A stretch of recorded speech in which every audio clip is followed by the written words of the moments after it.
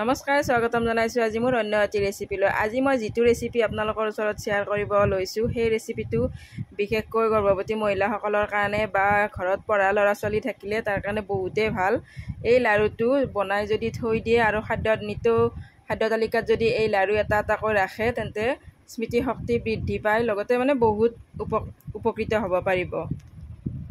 এই লাৰুকেইটা বনাবৰ কাৰণে মই লৈছোঁ আপোনালোকে দেখিছে খেজুৰ লৈছোঁ, আলমণ্ড লৈছোঁ, নাৰিকল সৰু সৰুকৈ কাটি ঘিত ভালদৰে ভাজি লৈছোঁ, কাজু লৈছোঁ, কিচমিচ লৈছোঁ আৰু এইখিনি মই এতিয়া সৰুকৈ কাটি ল'ম। একদম সৰু নকৰোঁ, অকণমান টুকুৰা টুকুৰিকৈ কাটি ল'ম। তাৰপাছত কেৰাহী এটা দি দিছোঁ গেছৰ চুলাৰ ওপৰত দি মই বাটাৰ দি দিছিলোঁ এচামুচ আৰু বাটাৰ চামুচ ধুনীয়াকৈ গলিছে।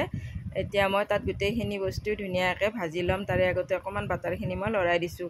বেছি বাটাৰ মই ইউজ কৰা নাই, তেতিয়া লাৰুকেইটা বান্ধাত আকৌ অসুবিধা হ'ব পাৰে বেছিকৈ বাটাৰ দিলে বা ঘি দিলে আৰু বেছি দিন হয়তো সংৰক্ষণ কৰিব নোৱাৰিবও পাৰে।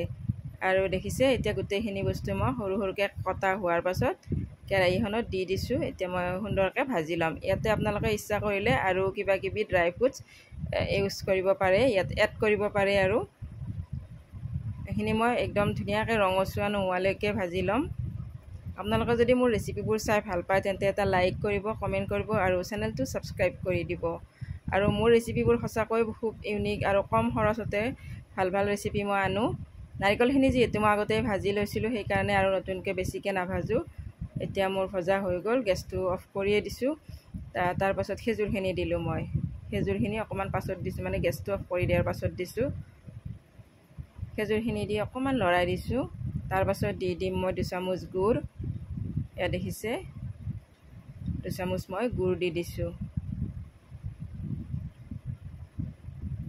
গুড়খিনি মই ধুনীয়াকৈ লৰাই দিম। তাৰপাছত মই আকৌ গেছটো জ্বলাই দিছোঁ। দি মই গুড়খিনি এনেদৰে লাৰি লাৰি লৰাই ল'ম। 2 চামুচ গুড় দি ভালদৰে লৰাই লৈছোঁ দেখিছে। আৰু সঁচাকৈ ইয়াত যিখিনি ড্ৰাই ফ্ৰুটছ আছে ব্ৰেইনৰ কাৰণে বা স্বাস্থ্যৰ কাৰণে খুবেই ভাল, পঢ়া ল'ৰা ছোৱালীৰ কাৰণেতো খুবেই ভাল। হৈ গৈছে মোৰ। এতিয়া মই বাচন এখনত ঢালি লৈ লৈছোঁ আৰু এই লাৰুকেইটা গৰমে গৰমে বান্ধিব লাগিব, ঠাণ্ডা হ'ব দিব নোৱাৰে। ঠাণ্ডা হ'লে লাৰুকেইটা বান্ধ নাখাব, অকণমান পুৰে যদিও হাতত। তাৰপাছত এয়া দেখিছে মই লাৰুকেইটা বান্ধিম আৰু পুৰিছে কিন্তু তথাপি মই চাইডত এটা বাতি লৈছোঁ, হাতখন তিয়াই থাকোঁ আৰু বাতি এটাত পানী লৈছোঁ, তাত হাতখন তিয়াই থাকোঁ আৰু লাৰুকেইটা বান্ধি লৈছোঁ এনেদৰে।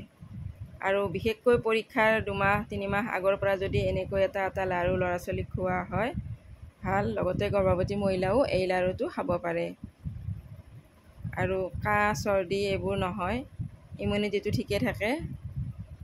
আৰু ইয়াতে আপোনালোকে আৰু অলপমান ড্ৰাই ফ্ৰুটছ এড কৰিব পাৰে। মোৰ ঘৰত যিখিনি আছিলে সিদিনা সেয়া বনালোঁ, সেইখিনিৰে দেখিছে লাৰুকেইটা কি ধুনীয়াকৈ বান্ধ খাইছে। তাৰপাছত ফ্ৰিজত বা এনে থৈ দিলেও কিন্তু বহু দিনলৈকে ই ভালে থাকে। বেছি দিনলৈ যদি বেছিকৈ বনাই সংৰক্ষণ কৰিব খোজে তেন্তে ফ্ৰিজত থ'ব। আৰু মোৰ দৰে যদি এনেদৰে কমকৈ বনায় তেন্তে এনেই ফ্ৰিজত নথ'লেও হ'ব। তেন্তে আজিলৈ এৰিছোঁ, পুনৰ লগ পাম অন্য এটি ৰেচিপি লৈ।